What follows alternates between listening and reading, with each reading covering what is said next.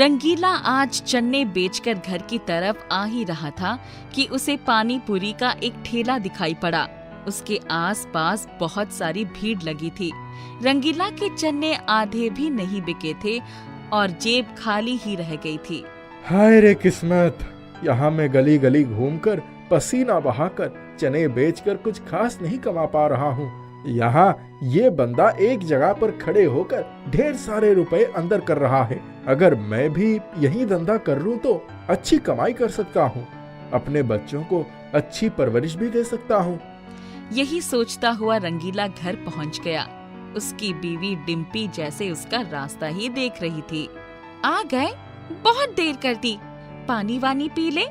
अरे हाँ, लल्ला के लिए स्कूल के कपड़े और रेनकोट लेनी है, बरसात सर पर है। मम्मी जूता भी फट गया है, अच्छा वाला जूता लूंगा। क्लास में सबके जूते नए नए हैं, कपड़े भी नए हैं। अरे कपड़ा, जूता, रेनकोट सब साथ में ही लेना है। ऐसा करते हैं, पहले रेनकोट ले लेते हैं, ज्यादा जरूरी है, पैसा कम है, बड़ी मजबूरी है। देखो जी, मेरे पास कुछ रुपए हैं, लेकिन ये काफी नहीं है। एक काम करो, मेरी चांदी की करधनी गिरवी में रख दो और पैसे ले लो। लल्ला को फटा जूते और पुराने कपड़े पहनाकर भेजने में मुझे बड़ा दुख होता है। डिम्पी की बात सुनकर रंगीला को अपनी गरीबी पर लज्जा आ गई। उसने ये महसूस कर लिया कि चन्ने बेचकर वो अपने बाल बच्चों का पालन पोषण सही ढंग से नहीं कर पाएगा। उसने अपने पानी पूरी के धंधे की योजना के बारे में डिम्पी से बात की। लल्ला की मम्मी, मैंने अपना धंधा बदलने का विचार बना लिया है ताकि अच्छी कमाई कर सकूं। कौन सा धंधा करना चाहते हो? गोलगप्पे यानी पानी पूरी बेचना चाहता हूँ। उस धंधे में अधिक कमाई होगी। बात तो आपकी सही है, लेकिन उसके लिए काफी रुपयों की जरूरत पड़ेगी। हमारे सर पर पहले से ही बड़ा कर्जा है और अधिक कर्जा लेकर तो हम परेशान हो जाएंगे। एक रास्ता है, आप मेरे गहने बेच दीजिए। जब कमाई होने लगेगी तो धीरे धीरे फिर से बनवा देना। मेरा दिल नहीं मान रहा है। मेरा कहा मान लीजिए, लल्ला के कपड़े, जूते और रेनकोट भी ले लेंगे। पानी पूरी का ठेला भी सज जाएगा। टिकिया, रगड़ा, चटनी, पानी सब बनाने में मैं भी आपकी मदद करूंगी। रंगीला ने डिम्पी के सारे गहने बेचकर बहुत सारे रुपए ले लिए। लल्ला के लिए रेनकोट, कपड़े और जूते भी खरीद लिए। शेष रुपए लेकर वो घर आ गया। दोनों प्राणी रात में सारी योजना बनाते रहे। बड़ी देर के बाद नींद आ गई। 2 दिन बाद पानी पूरी के व्यापार की पूरी तैयारी हो गई। ठेला सज गया। रंगीला दोपहर के बाद से ही पानी पूरी बेचने लगा। धीरे धीरे रात हो गई। थोड़ी बहुत कमाई हो गई और रंगीला ने रुपए गिनने शुरू किए। इतने में एक आदमी आ गया। बंधु, यहाँ धंधा करना है तो हफ्ते देना पड़ेगा। वो किस लिए भाई? ये हमारा इलाका है। यहाँ जो भी धंधा करता है हमें हफ्ता देता है। इसके बदले में हम उसे सुरक्षा देते हैं। मैं अपनी सुरक्षा कर लूंगा, सोच लो, वरना बहुत पछताओगे। वो आदमी चला गया और कुछ देर के बाद दूसरा एक गुंडा आ गया। उसने रंगीला के कमाई के सारे रुपए छीन लिए और भाग गया। कुछ देर के बाद वही पहला आदमी आ गया। क्यों बंधु, क्या हुआ? मुंह क्यों लटका हुआ है? अरे भैया, एक गुंडा आया और सारी कमाई लेकर भाग गया। यहाँ तो गुंडा राज है। मैंने तो कहा था, सोच लो वरना पछताओगे। अब पछताने का समय आ गया। अब आगे क्या इरादा है? उस रात तो उसे घर खाली हाथ ही जाना पड़ा। डिम्पी ने जब पहले दिन की वारदात के बारे में सुना तो उसको भी बड़ा दुख हुआ। रंगीला ने ठीक से खाना भी नहीं खाया और रात को बड़ी देर तक जागता रहा। दूसरे दिन जब रंगीला ने पानी पूरी का ठेला लगाया तो फिर से वही गुंडा एक आदमी के साथ आया और रंगीला के सारे रुपए छीन कर चला गया। 2 दिन तक लगातार लूट कर रंगीला टूट गया था। वो रात वो सो नहीं पाया। कुछ देर के बाद घर से बाहर आ गया। वो दुखी होकर घर के पास वाले पेड़ के नीचे बैठ गया।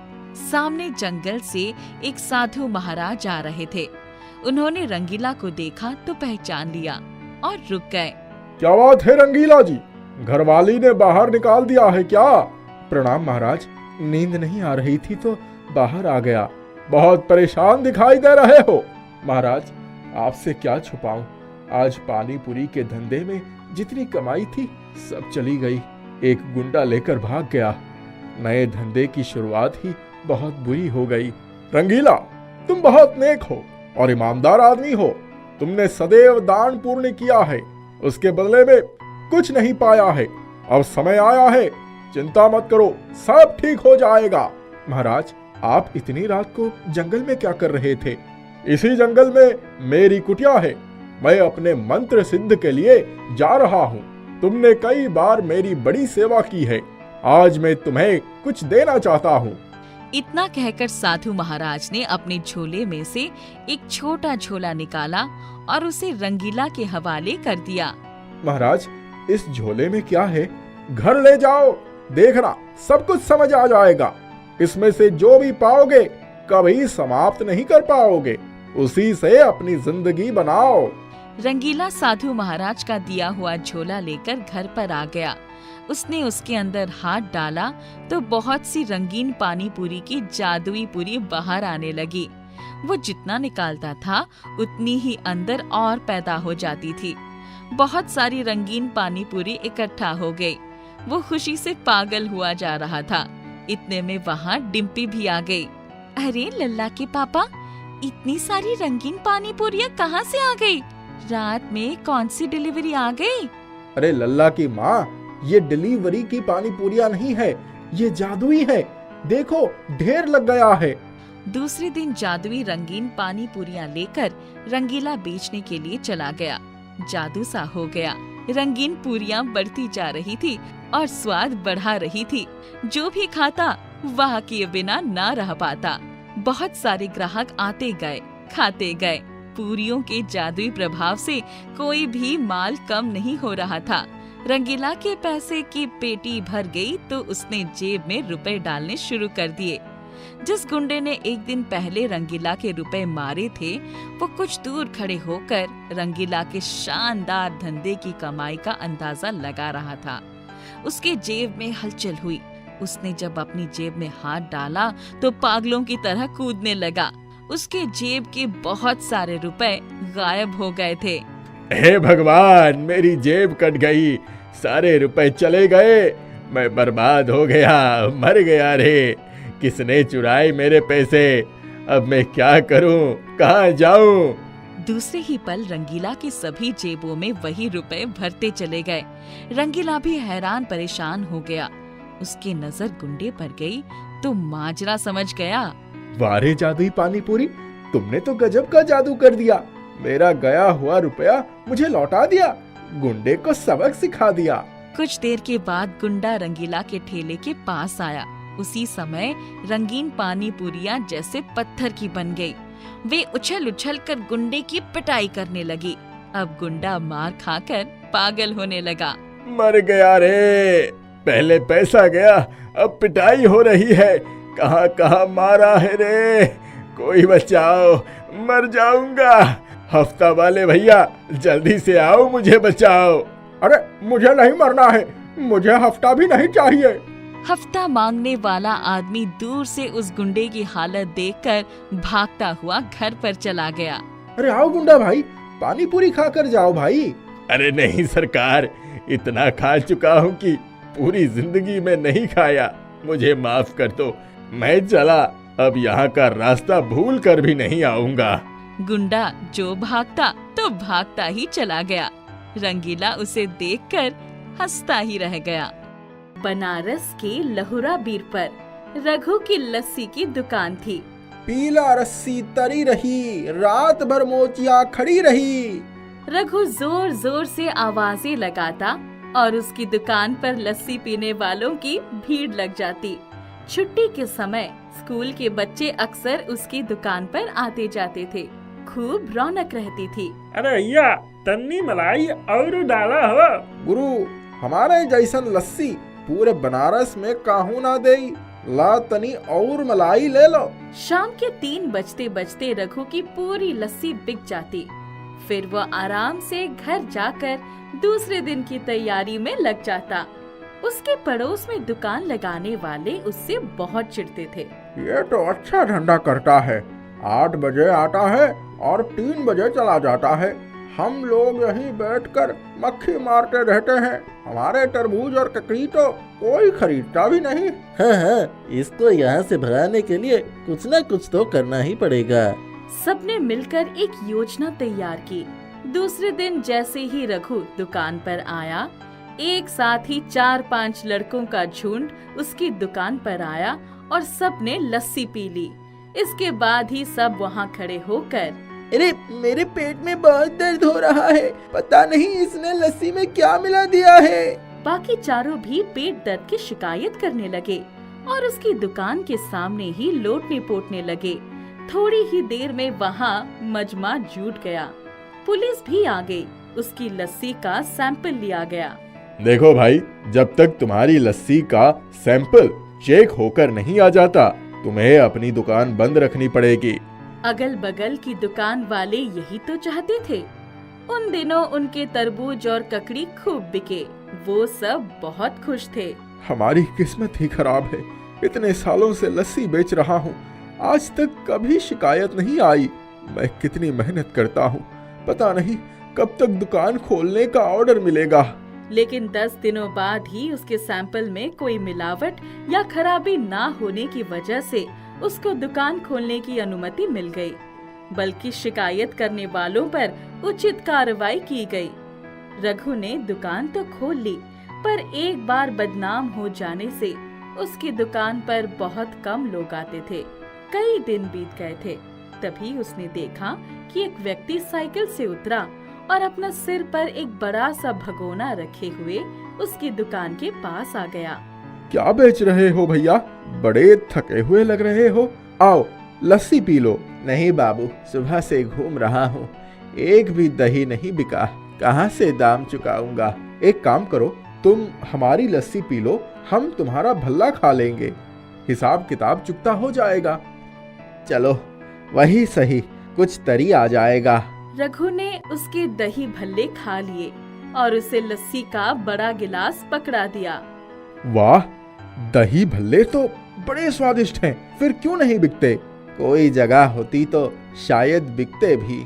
गलियों में मारा मारा फिरता हूँ, कभी तो पूरी भगोना खाली हो जाती है और कभी सारा का सारा घर ले जाना पड़ता है। कहाँ बनाते हो तुम? क्या नाम है तुम्हारा? मटरू नाम है मेरा, और मैं ये दही भल्ले कहीं से लेकर आता हूँ। कल फिर आना इस समय। मटरू ने अपनी साइकिल उठाई और भगोना लेकर चला गया। उस दिन से वो अक्सर उसकी दुकान पर आ जाता। दोनों बातें करते। मटरू भैया, एक बात कहें? हाँ कहो। तुम एक काम करो, हमारे दुकान पर ही अपनी दही भल्ले रख दिया करो, मैं ही इन्हें बेच दूंगा। तुम्हारा जो भी पैसा इसे खरीदने में लगता है हमसे ले लेना। वाह भाई, तुमने तो मुंह की बात छीन ली। हम तुम्हारा ये एहसान कभी नहीं भूलेंगे।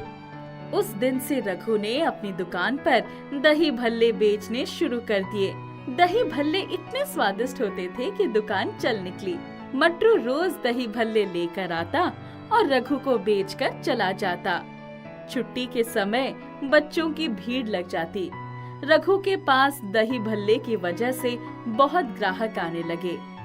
एक दिन, मटरू, जहाँ से दही भल्ले लेते हो उससे पूछो कि ये दही भल्ले कैसे बनाता है, फिर हम लोग यहीं बना लिया करेंगे, तुम्हें भी आसानी हो जाएगी। देखो भाई, ये दही भल्ले तो मैं जंगल में एक झोपड़ी है वहीं से ले आता हूँ।